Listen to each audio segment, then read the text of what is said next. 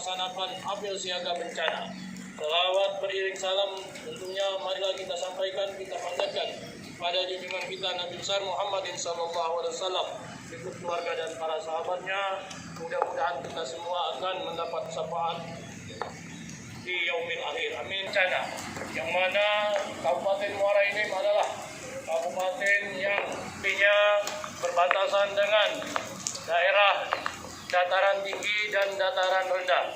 Dataran tinggi yang berbatasan dengan pagar alam, hukum.